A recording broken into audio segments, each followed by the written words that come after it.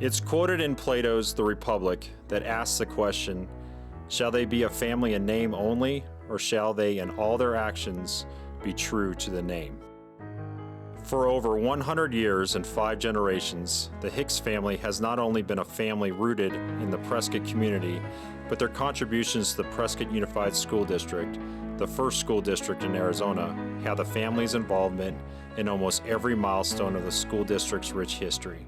And behind all of their impressive successes were amazing teachers guiding them in their early years.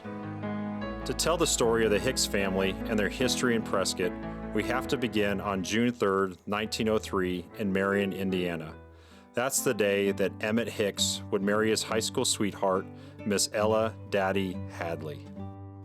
Emmett and Ella would not stay long in Marion, as they would move to Tullahoma, Tennessee, almost immediately after their wedding. Emmett, a veteran of the Spanish-American War, worked as a wholesale produce distributor. On September 5, 1904, Emmett and Ella would give birth to the first of their 4 children, Hadley. 2.5 years later, on May 10, 1907, their only daughter, Frances Mary Hicks, was born. The following year, the family of 4 would pick up and move all the way across the country to Phoenix. And the year after that, the family would have their 3rd child, Taylor, born on June 15, 1909. It didn't take long for Emmett and Ella to discover the appeal of the cooler weather and charm of Prescott. So in 1912, the same year that Arizona became a state, the family packed up for the final time and settled into a modest home at 234 North Washington Avenue. Emmett would continue to work as a wholesale distributor and emphasize the value of education to his young family. According to Taylor Sr.'s childhood friend, Dixon Fagerberg, who wrote the book Meeting the 4 O'Clock Train, Boyhood Recollections of Prescott, Arizona from 1909 to 1927, he said, "Many times in the evening after work, Mr. Hicks would spin yarn for Taylor and me or read to us. His stories were usually about his own experiences back in Tennessee, possum hunting, and the like. His readings at first were from a series featuring Peter Rabbit, Reddy Fox, and Danny Meadow Mouse. Adjusting to our growing interests, he later read from Zane Grey's Western Adventures. Mr. Hicks seemed to enjoy all of this as much as Taylor and I. I was very fond of Mr. Hicks." October 29, 1913 was a day the Hicks family welcomed their 4th child, Bill, their only child to be born in Prescott. All 4 children would excel in academics as well as through their many different activities. Hadley, also known as Hicksy, played football, basketball, was on the yearbook staff, and was a senior class treasurer. He would later go on to become a dentist and practice in Bisbee, Arizona. Frances was involved in Glee Club, served as the president for many student organizations, and was a reporter on the Badger newspaper and yearbook staff, as well as the student body vice president. It's well chronicled that Taylor was an exceptional athlete as the captain of the football, basketball, and track teams. He was also the president of the entire student body in both his junior and senior years of high school. In his 4 years at Prescott High School, he did not fail to make an A in all of his grades. Bill Bigfoot Hicks would also excel in sports and academics. He played football, basketball, and track, and was in the National Honor Society, as well as the National Athletic Honor Society. He would also become the student body president his senior year. Out of all 4 children, it was Taylor that chose to stay in Prescott and raise his own family.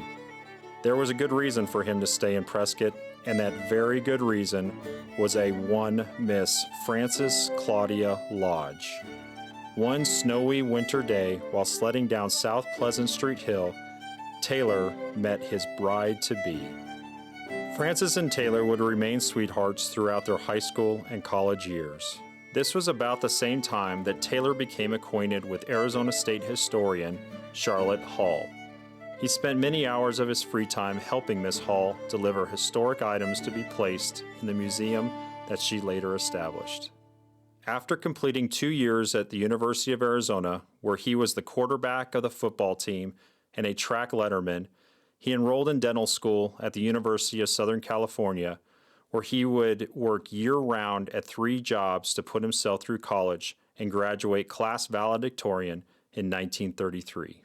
He returned to Prescott and established his dental practice at 106 North Cortez Street on September 18th that very same year. Taylor and Frances would also get married that same year on November 25th.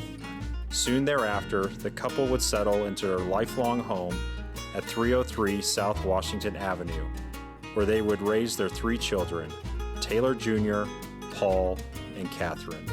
It didn't take long for Dr. Taylor Sr. and Frances's children to follow in their parents' footsteps through their academics and activities.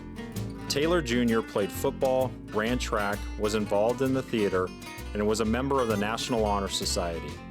He was also selected as a delegate to Boys State and was the senior class vice president. His senior class would also vote him most likely to succeed. They definitely got that right, as he would go on to follow in his father's footsteps by attending the University of Arizona and then go on to dental school at the University of Southern California and become a dentist. He would go on to serve in the United States Air Force, then return to USC to become an orthodontist. He would open a practice here in Prescott for over 3 decades. Dr. Taylor Hicks Jr. would refer to Mr. Foster Green as his most influential and inspiring teacher. Mr. Green taught mathematics at Prescott Junior High and was in charge of the pep assemblies and is credited for writing the Prescott Junior High school song. He was named the Arizona Teacher of the Year in 1964, and he was one of the top 10 finalists in the National Teacher of the Year. Paul Hicks was involved in football, golf, track, music, and theater. He would also follow in his father and older brother's footsteps and attend the University of Arizona, then move on to dental school from the University of Southern California. Like his father, he would return back to Prescott and open a very successful dental practice. Paul also showed a very early interest in mechanics and building things. In fact, Taylor Jr. and Paul built a 1932 Ford Roadster hot rod and fabricated a portion of the front grille into the letter H to represent the Hicks family. They were so inspired by the build that they started the Gear Grabbers Car Club at Prescott High School, which began with only 6 members, but in a very short time, the club grew to 25. Its aim was to establish a supervised drag strip, the promotion of safe driving, and the building of a club hot rod. I think they were just out to have a lot of fun. Paul would regard teacher and coach Joe Russo as his most impactful teacher. Mr. Russo would eventually move on to become one of Yavapai College's presidents. Catherine Hicks was very involved in the newspaper and theater. Catherine's favorite teacher was Mr. Jerry Inslee. She recalls that as a history, world affairs, and geography teacher, that he didn't just have them remember a lot of dates, but had such interesting stories to tell of the times and people that it made his students want to find out more. The same year that Catherine graduated in 1962, her high school yearbook recognized the many contributions of Dr. Taylor Hicks Sr. for the Prescott schools and the community. For instance, Dr. Taylor Hicks Sr. began over 20 years of service on the Prescott School Board on January 1st, 1941. He only left the Prescott School Board to help form the Arizona School Board Association, of which he served 2 terms as its president. In 1950, he served 2 years on the board of directors of the National School Boards Association, and then in 1955 was elected its president, presiding at their meeting at Atlantic City, New Jersey. It was at this meeting that he personally introduced the honored guest, Cecil B. DeMille, who was highly commended for his contributions to youth education through the movie industry. On being elected as the president of the National School Board Association, the longtime Prescott first grade teacher and principal at both Lincoln and Washington schools wrote a congratulatory letter to Dr. Taylor Hicks Sr. in 1956. It read, "Dear Taylor, congratulations on the recent honor that has come to you. To be at the head of the National School Board Association is indeed an honor. It is highly deserved, and I am glad. One of the pleasures of my life now is enjoying the success of those who were once my pupils. I shall never forget you and Dixon as you two would enter my schoolroom with such happy faces. You were an inspiration.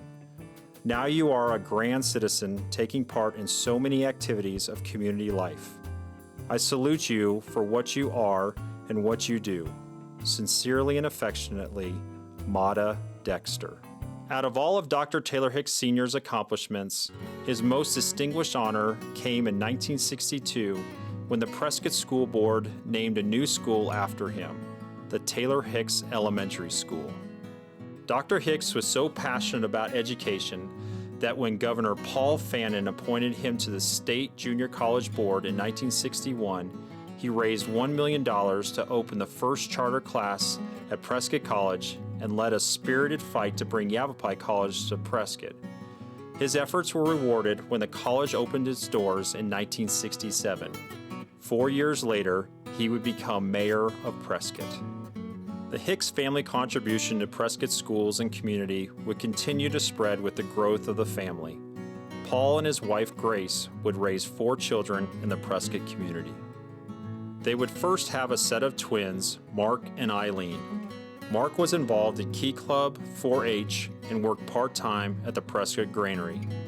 Eileen would become very involved in school to include the 4-H, Keyettes, Chorus, National Honor Society, and was her senior class president.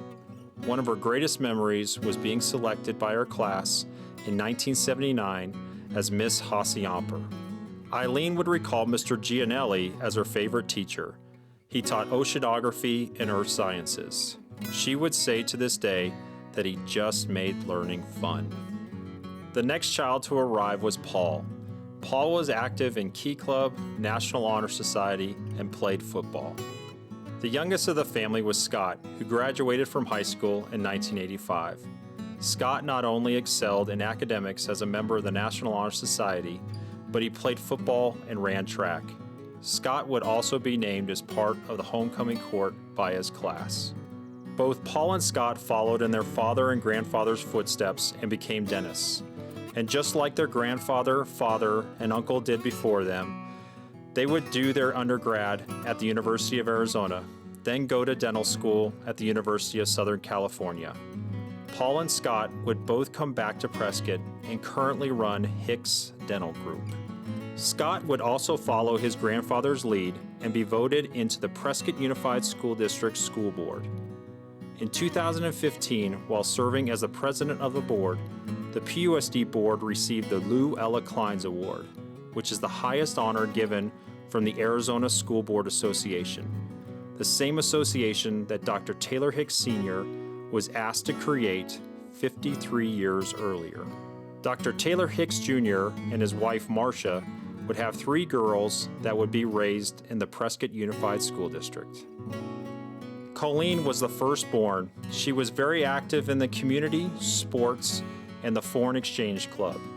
Scott and Colleen would be part of the same high school graduating class and would also be named to the homecoming court by her classmates. She would go on to the University of Arizona and is still a world traveler. Taylor and Marcia's middle daughter, Laura, would be involved in sports and was her junior class president. She was also part of a student exchange to Japan and was named by her peers to the homecoming court.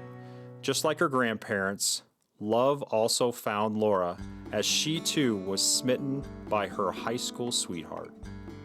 Fred Fenderson was a very accomplished football and baseball player who was raised by longtime Prescott teachers. His parents, Les Fenderson, the high school anatomy and physiology teacher, and Shirley Fenderson, a kindergarten teacher at Miller Valley Elementary. Fred and Laura would also attend the University of Arizona for their undergraduate. Then Fred would go on to dental school and Laura to dental hygiene school at the University of Southern California. Fred served as an orthodontist in the United States Army after graduating from the University of Michigan. Once Fred's Army obligation was complete, Fred and Laura would also choose to raise their family in Prescott. The names Hicks and Fenderson wouldn't be the first time that they would be associated together. In fact, Hadley Hicks Jr. would return to Prescott as a teacher and baseball coach at Prescott High School, along with Les Fenderson.